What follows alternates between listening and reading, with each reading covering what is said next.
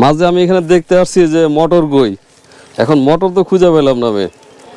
এই যে আপনাকে মোটর দেখাচ্ছি, এই যে 1.5 ইঞ্চি পাইপ ফিটিং করছি, মাথায় 1 ইঞ্চি পাইপ ব্যবহার করতেছি। আচ্ছা, মোটর কোনটা তাহলে? এই যে মোটর খুলে ফেলবেন এখন? এখন খুলে ফেলবো, পানি দেওয়া ক্লিয়ার। তাহলে এই মোটরের সিস্টেম কি, এই মোটরের সিস্টেম হচ্ছে যে আপনার পানির ভিতরে থাকলে সমস্যা হবে না? না, আজীবন পানির ভিতরে থাকবে, সমস্যা হবে না। আর এই যে এমনি যে মোটর দেখে এগুলো তো আর পানিতে রাখা সম্ভব না। এইভাবে পানিতে চিপ দিয়ে দেবেন, পানি যাইতেছে যাচ্ছে। হ্যাঁ, না, আমি বলছি যে নরমাল যে মোটর আমাদের এখানে ব্যবহার করি, এই সব মোটর তো আর এখানে পানিতে রাখা যাবে না। না না, এগুলো আজীবন রাখা যাবে পানির ভিতরে। এটা কোন দেশের? এটা হচ্ছে মেড ইন জাপান। দর্শক, শুভেচ্ছা জানাচ্ছি ডিক্রির চর, শিবচর, মাদারীপুর থেকে।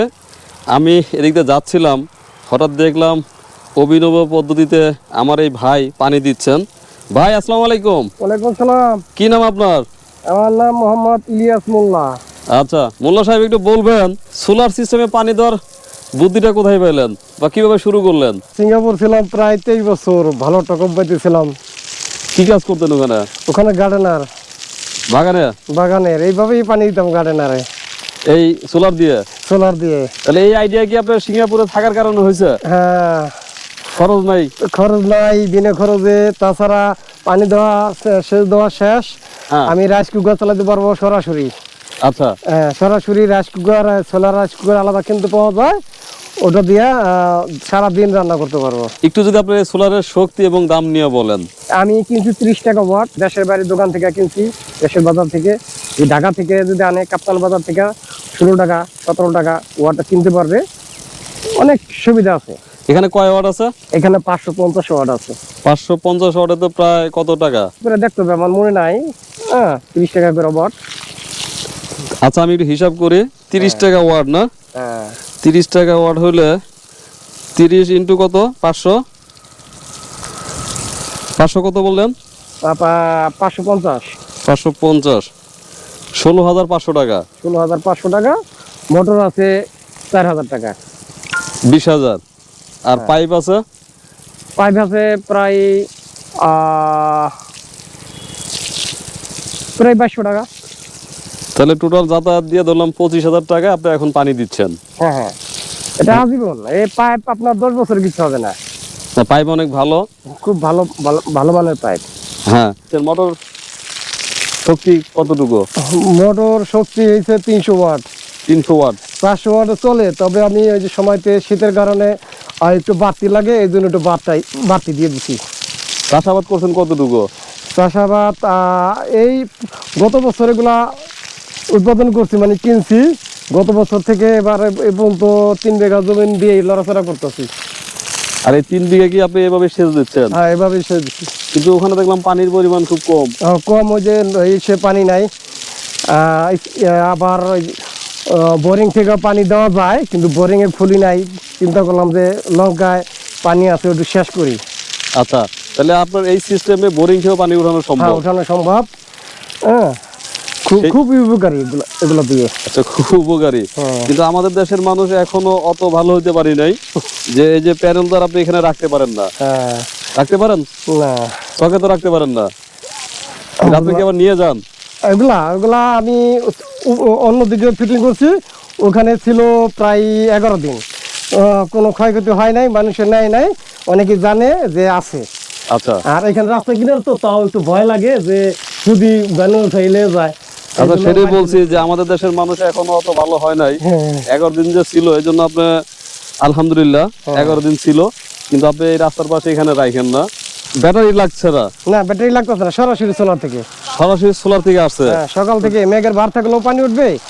এই 7টা থেকে শুরু করছি, মেঘের ভার থাকলেও পানি উঠবে, আর আকাশে কুয়াশা থাকলেও পানি উঠবে। হ্যাঁ, উঠছে, পানি তো উঠছে, কিন্তু বিষয় হচ্ছে সময় তো বেশি লাগবে। কমবে, সময় বেশি লাগবে না? হ্যাঁ, সময় বেশি লাগবে, তো স্পিড একটু কমবে। কুয়াশা থাকলে পানি উঠবে ঠিকই। পানি উঠবে ঠিকই।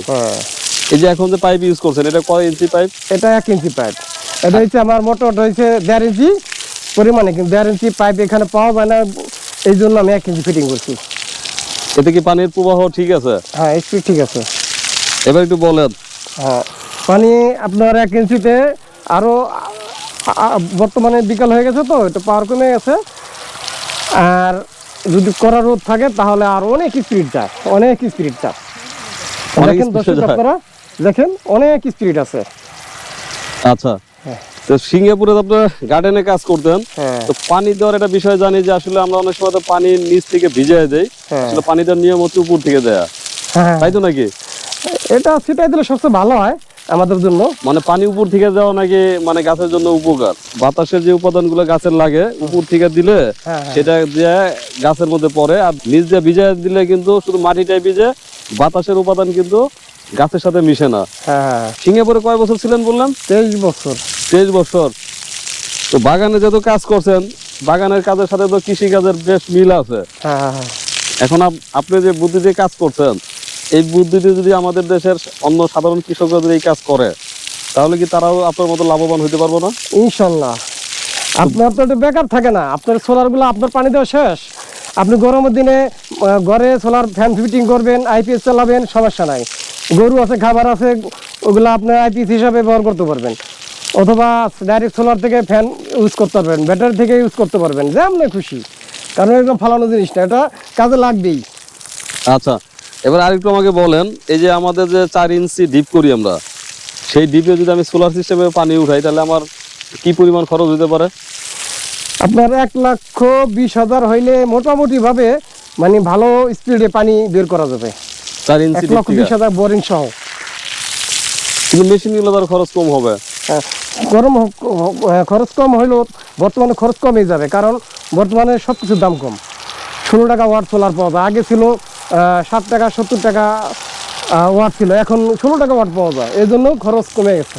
না, খরচ কমছে, আমি বলছি যে আপনার যদি 1 লাখ টাকার উপরে যায় সোলার দিয়ে পানি উঠাইতে, হ্যাঁ। এই 4 ইঞ্চি বোরিং 4 করা, তাহলে তো আপনার দুটা মেশিন বসানো যায়, হ্যাঁ, পেট্রোল মেশিন বা আপনার যদি ডিজেল চালিত মেশিন বসাই, তাহলে তো আপনার সোলারে লাভ হবে না, ওইটাই তো না লাভ হবে। সোলারে অনেক লাভ আছে, তেল লাগে না, মোবিল লাগে না, আজীবন একবার ফিটিং করলে আজীবন। 30 বছর তো সোলার এমনি মেদ দেয়। মেয়াদ দেয়? হ্যাঁ, 30 30 বছর বছর। সোলার মেদ এমনি দেয়, আজীবন ব্যবহার করতে পারবো। মানে দীর্ঘমেয়াদী যাদের পরিকল্পনা আছে তাদের জন্য ঠিক আছে এটা। হ্যাঁ, কেন আমাদের দেশে এই সম্বন্ধে কারো আইডিয়া নাই।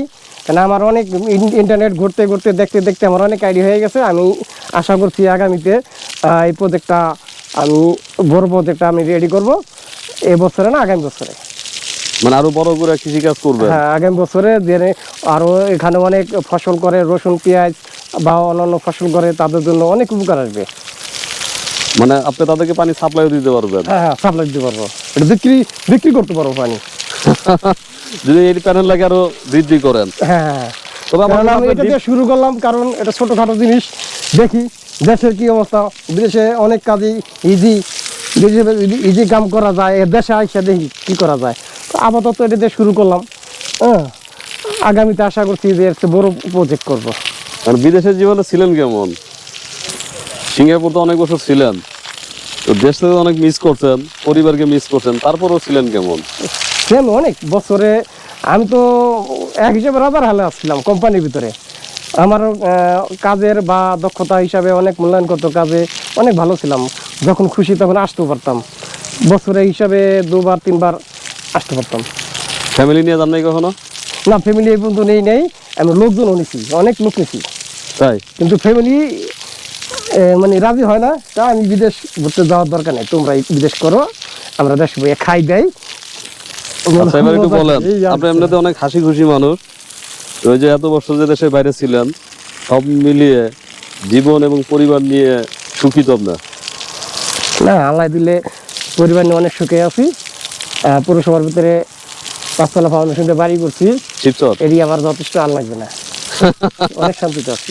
আলহামদুলিল্লাহ। হ্যাঁ, চাইতেছি হাসি খুশি সবার সাথে মিলেমিশে থাকার জন্য, এই আর কিছু না। আচ্ছা, তাহলে এই ভিডিও শেষ করছি একটা মেসেজ দিয়ে। আপনারা যারা কৃষি কাজ করেন, তারা সেচের খরচ কমাতে হলে ভাইয়ের মতো বুদ্ধি করতে হবে।